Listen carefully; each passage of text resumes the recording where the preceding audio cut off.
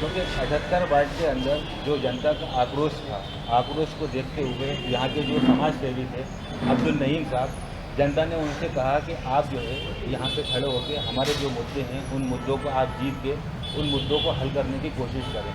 क्योंकि उनका क्या कहना है जनता का, क्योंकि हमने वार्ड की जनता से यहाँ पर जो पूछा है, वार्ड की जनता की राय ली है, उनका ये कहना था कि अभी तक जितने भी यहाँ कैंडिडेट जीत के आए हैं उन्होंने बेसिक मुद्दों पे जो काम होना चाहिए वो बेसिक मुद्दों पे आज तक कोई काम नहीं करा। क्योंकि वो चाहते हैं कि यहाँ की नालियाँ जो हैं उसकी साफ़ सफाई हो, यहाँ के जो रोड हैं, यहाँ की जो गलियाँ हैं, वो यहाँ बेसिक एक मुद्दा जो है वो है सबसे बड़े लाइट का। क्योंकि अभी भी आप देख सकते हैं कि अगर हम जिस कार्यालय के अंदर हैं वार्ड नंबर 78 के अंदर, यहाँ भी अभी पिछले 1 घंटा हमें हो गया, तकरीबन 1 घंटे से यहाँ लाइट नहीं है। तो अब्दुल नईम साहब जो हमारे साथ आज मौजूद हैं, उनसे हम पूछना चाहते हैं कि जो जनता ने उन पर भरोसा करा और जो जनता ने उनको भरोसा करके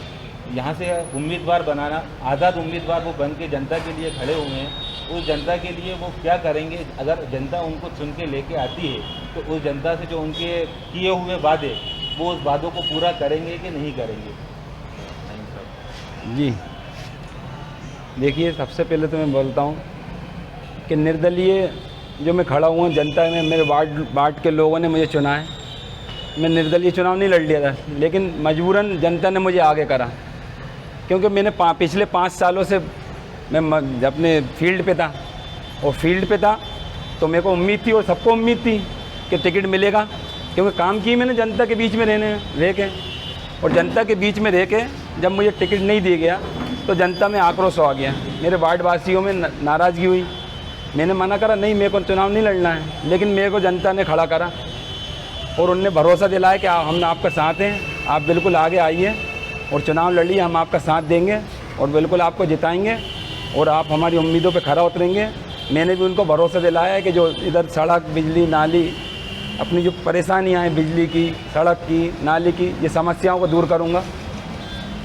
जैसे कि अब्दुल नईम साहब का ये कहना है कि जो जनता ने उनको भरोसा जताया है वो जनता का पूरे भरोसे पर कायम उतरेंगे। अब्दुल नईम साहब, आपका घोषणा पत्र मेरे सामने हाथों के अंदर है, क्योंकि इस घोषणा पत्र में आप एक चीज़ आपने ये भी कही कि पहले तो आपने नालियों का जिक्र करा, उसके बाद आपने जिक्र करा कि यहाँ पर जो पढ़ाई में जो कमजोरी है, पुस्तकालय यहाँ नहीं है, तो आप उस पुस्तकालय को भी खुलवाना चाहते हैं। बिल्कुल। यहाँ पर जो गरीब एक तबका है जिसका BPL का करूँगा।